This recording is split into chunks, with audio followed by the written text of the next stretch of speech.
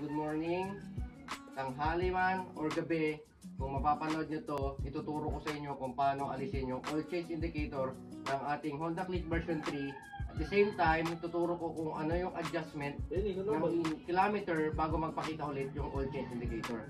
So, first step, lapit ka. So, as you can see, may nagpapakitang oil change indicator. Ang total na tinakbo, 9,408 kilometers. So, paano nga ba alisin ang oil change indicator ng ating version 3? So, first step, patayin natin ang motor. Then, second step, open natin yung ignition. Bilang tayo ng 3 seconds. 3, 2, 1. The same time, dapat nakahawak tayo sa set button. So, long press natin itong set button. Bilang tayo ng 3, 2, 1.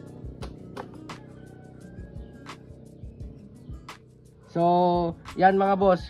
Kita nyo naman, naalis na natin yung oil change indicator. Ganun lang kadali. So, ang ituturo ko naman, yung paano i-adjust yung kilometer bago magpakita ulit yung oil change indicator para hindi kayo malito sa susunod or mga sumusunod na pag-change oil na inyong mga motor. So, first step, select and set button, parehas na pindutin. Left ka, right ka. So yan, magbi-blink siya, pindot lang natin yung set. Second step, ganun pa rin, set, magbi-blink naman yung second, yung minutes nung time. Third, doon na magpapakita na every 1.5 ang change oil ng Honda Click version 3 na to bago magpakita yung oil change indicator.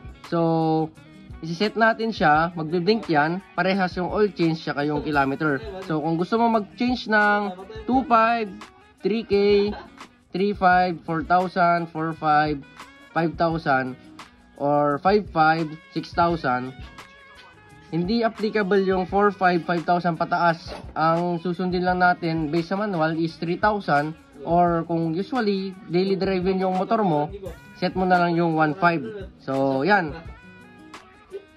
So, naset na natin lahat-lahat yung gusto natin gawin dito sa version 3. Mga boss, naituro ko naman na sa inyo kung paano mag-reset ng oil change indicator at paano i-adjust yung oil change kung kailan ka mag-change oil. So, maraming salamat sa panonood. Or kung may natutunan ka, paki-like, share, tsaka mag-comment ka na din kung ano yung mga susunod na request mo para ituturo ko. So, yan, maraming salamat.